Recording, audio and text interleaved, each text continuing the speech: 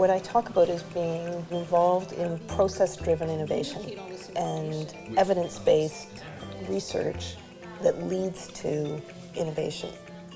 The outcome isn't really the descriptor of what we do. The process is the descriptor of what we do. So the designer isn't so much the decisive author of everything.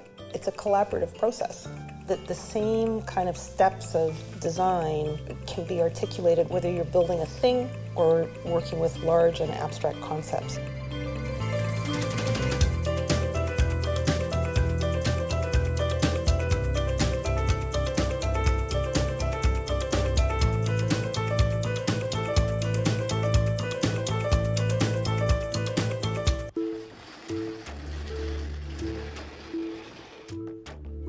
Viewing the stuff on the side like that, the bottles on the side. That's more that style, this kind of content. My first degree was in environmental studies. I had this passionate interest in environmental issues and how you connect to the world. But what was missing from it for me was that portion which was exploratory and discovery. I wanted to do creative work that had some useful purpose.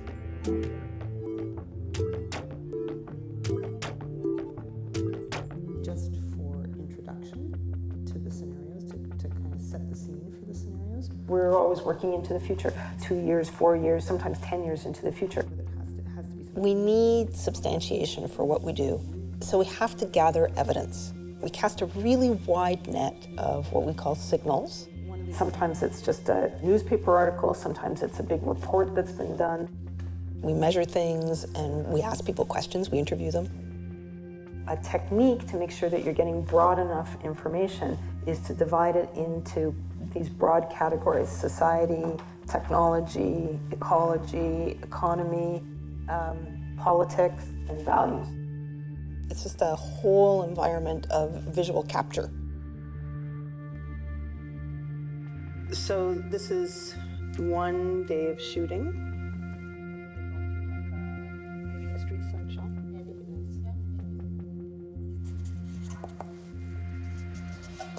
So this is the spread, this is the spread, this is the spread. So travel. Yes, there'll be some of that. Or this is where we were going to do the decor I think elements. this will be the different objects. So I think we'll have decor elements here. And so do we have to do this research, or is Shelley to do that? Shelley will do, yeah. So when we start to put all that information together, we say, okay, here's where the real problem is, where the real opportunity is. And we say, okay, let's start to come up with new ways to solve that problem. And that's the huge creative work of design. I like to think of that as sort of unleashing something, right? It's as though like all your creative potential's been inside and kind of unleash it now that you've got all this new kind of, it's like food that you've fed the process and it unleashes your creative potential.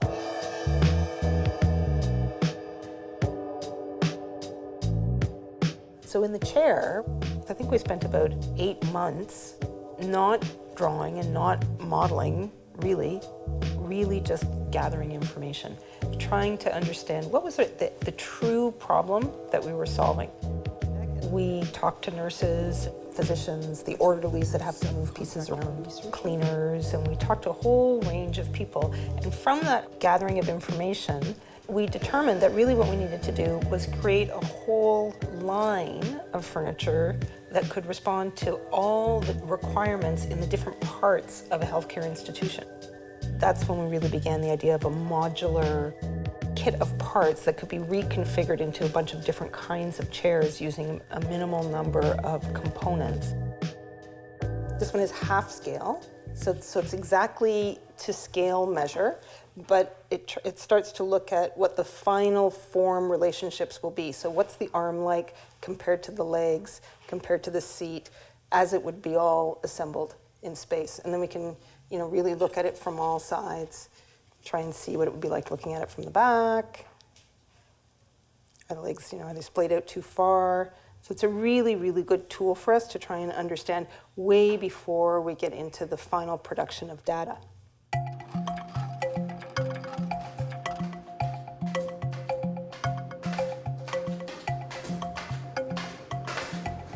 So through doing that, more volume, and then that two-sided tape could already be on there, and all we do is peel it off, right? Little things. We typically try to design products where all the component parts are discrete, meaning that if you had to dismantle them and pull them apart and recycle any given part, that it's easy enough to do. So in the chair, when we design the chair, that's how it's built. Every single part of that chair is one material that can go back into the recycling stream. It's beautiful. I love it in that color.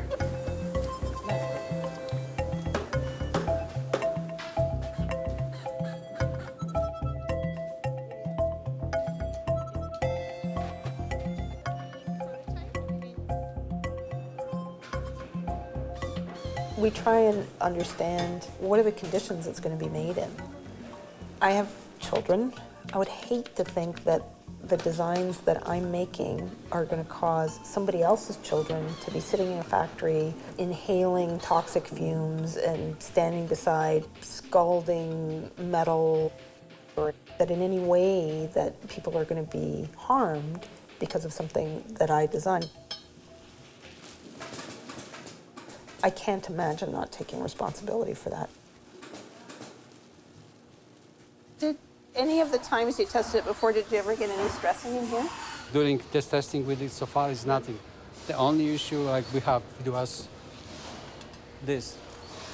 See, we changed this knuckle. The system of the assembling is different. Oh, really? Huh? It's going The straight? bolt is going straight right now. How was it before? It was going in and It was just applying from the side, the screw, Oh, right. and it was bolt. Yeah, so it wasn't enough. So it's into just the going, stem. it was no visible. But in this point, we go over 350 pounds. You're kidding? Yeah, and it's no problem. Wow. 25 pounds each. Oh, God. It's 225 pounds. So Adam has so much knowledge embedded in his mind about how a chair has to function. He's been working for so long. How would I ever have the amount of knowledge that he has? So I figured really early on that if I could tap into him sharing that information, I could become more knowledgeable. And if I was trying to do really front-edge, innovative work, I was going to meet resistance, better to meet resistance with deep knowledge. I think it just makes you a better designer at the end of the day.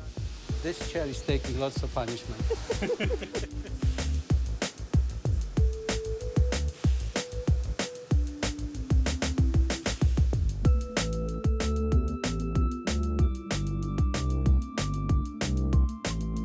We don't always talk about what we do as design. We talk about it as creative thinking. It doesn't matter if I'm making a bag or a chair or a plan for city building. All of those are creative problem solving. That's so great. I love it.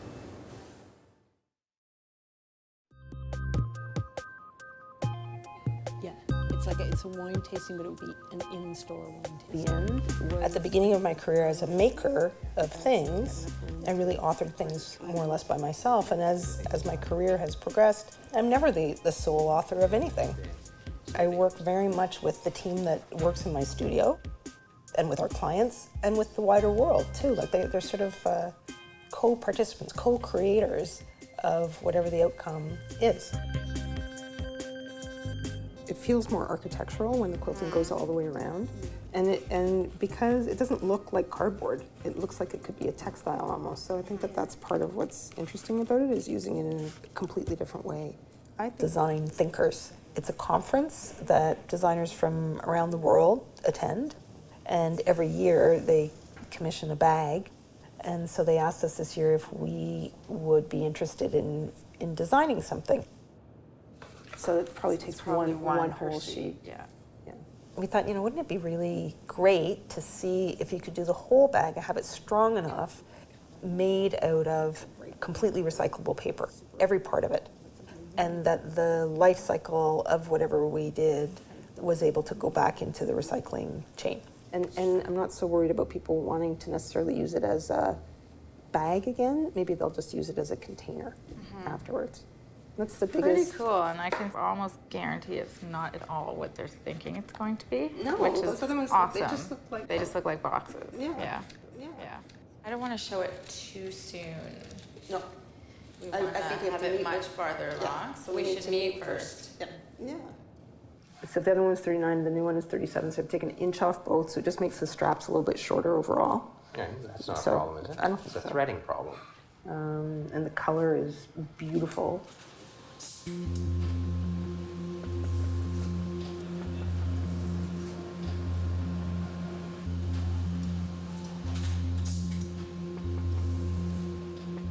I have a degree in environmental studies with a focus on resource management.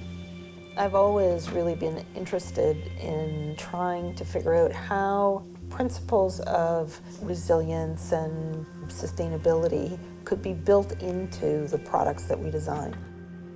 You know, sometimes people think of designing from an environmental perspective as an add-on to the work that we do, but for us here, it's sort of an assumed. Not every client cares about that, so we don't actually make a big fuss about it. That's how we source. We look for that kind of thing, and we just make sure that it's a given within the work that we do. If we score from this side and flip the screen over, the screen will be over here, the glue will be on, and it should Oh, fold the right way. So you glue it No, no, here. Yeah, the It glue will be goes on this here. side. Okay, but so it's not Yep. Like when this was designed, it was designed to have glue on the outside of this tab. But we switched that this morning because we have to glue on this side. So it's over We this don't want to do two passes of glue, so instead we're going Right, on okay. this Yeah. instead of on that. It's really good. Yeah. Yeah. Yeah, the sideways ones work way better. the team that works with me now, they've worked side by side with me for 10 years, a lot of them. They completely understand how my kind of weird free association mind works, and they're amazing translators. And they really have that capacity to take ideas and to run with it and add into it and not be so possessive about it being their own, and have it kind of grow into something bigger. And that's a great thing. In a way, it's kind of it's liberating not to have to be solely identified with whatever the thing is. It kind of keeps your ego in check. Maybe it's a good thing. If we had to, we could have all the bags assembled and just do the straps on the weekend. That'd be good. Or the straps could be inside. Do it yourself.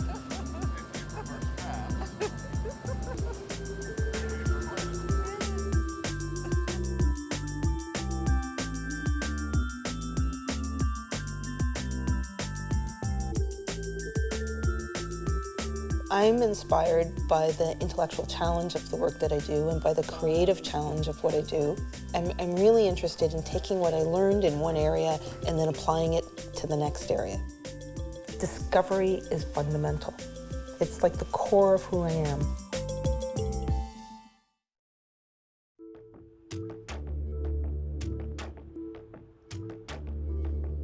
I hardly ever in my career have done the same thing twice.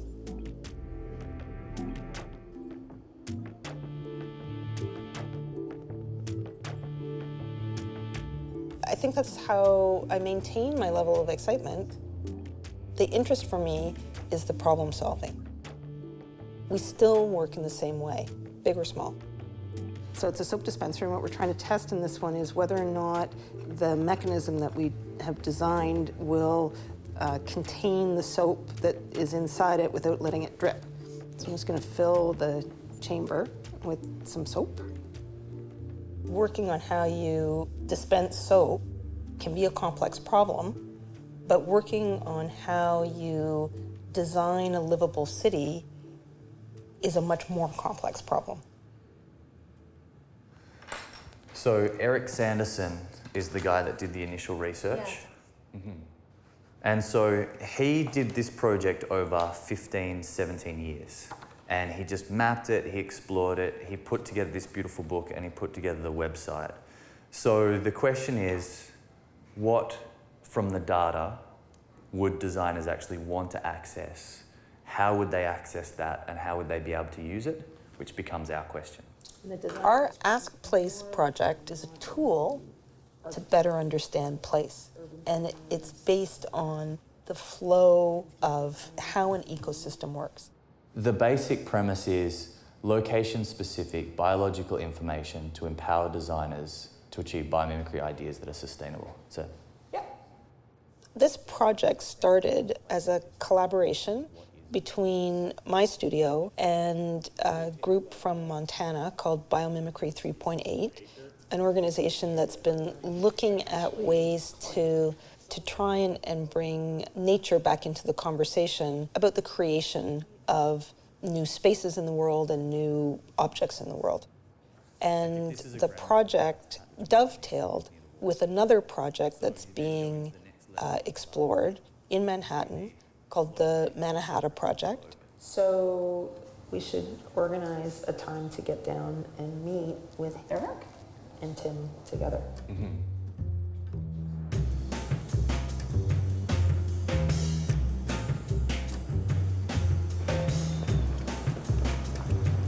The Manhattan Project.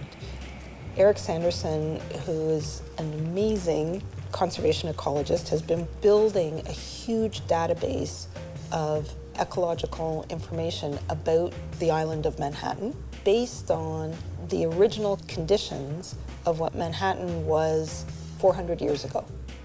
And we're really interested in creating a tool that now other people could engage in that information for a different set of needs. If that's the kind of ecosystem that would have been here if we hadn't built a city, how could we use the performance of that ecosystem as inspiration and design criteria for designing the future of any city? When we were talking yesterday, I talked about it as a tool for change, right? And so publicly available tool for change, a platform essentially that people can go to, and who knows what, entrepreneurial venture will come from it, or new way of thinking, what integrated outcome, and it doesn't matter. And so how can we make it so that the impact of it is beyond hearts and minds and into action? And so a piece of that is talking to people and saying, and how could you understand this better, and then put it into your work, make it first principle in your work. And what you're working toward depends as much on your goals as the science. In fact, it doesn't really even depend on the science. It depends on your goals. And then once you figure out what the goal is, then science can help you figure out how you get there. Hopefully, whatever we build for Manhattan, eventually we can scale up to the whole extent of New York City. The fact that this is a fairly abstract concept with no physical, tangible thing that comes out of it doesn't mean that there's not going to be some level of prototyping and interaction and testing and feedback and all of those things, the same as we would do with a chair.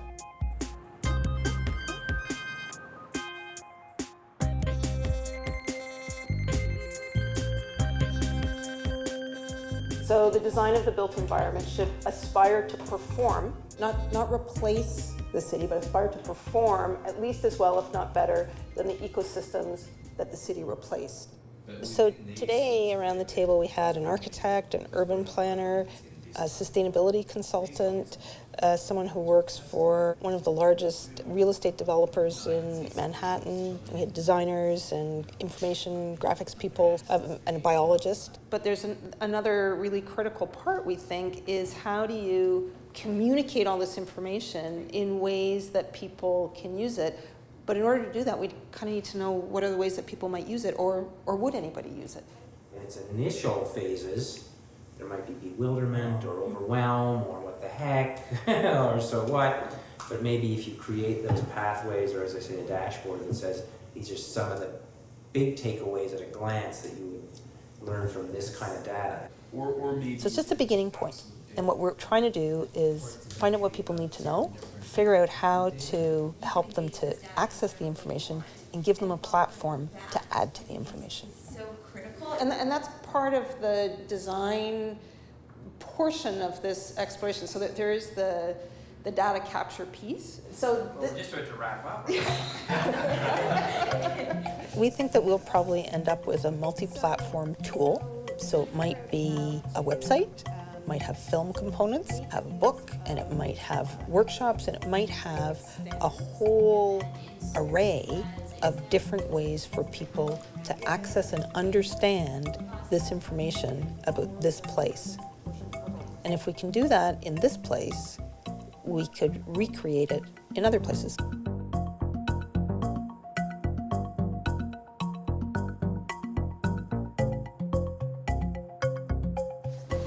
See all the scores here? They all have to be cracked. That's how you get the... every single one. Yeah. And once you crack it the other way, you'll see that it starts to take shape. Okay. Flip it over, and then we have a bottom. Can't wait to get the straps. There's the first. I used to have this big statement on the wall. Dream big, do good, spread joy. And that really is true for me. Those are my really honest, true objectives in the world. Do good, dream big, spread joy. Perfect. And I did this, I did the stool. And the stool too? Stool too. Who are users of place, so people who are residents, people who visit a place, who invests in place.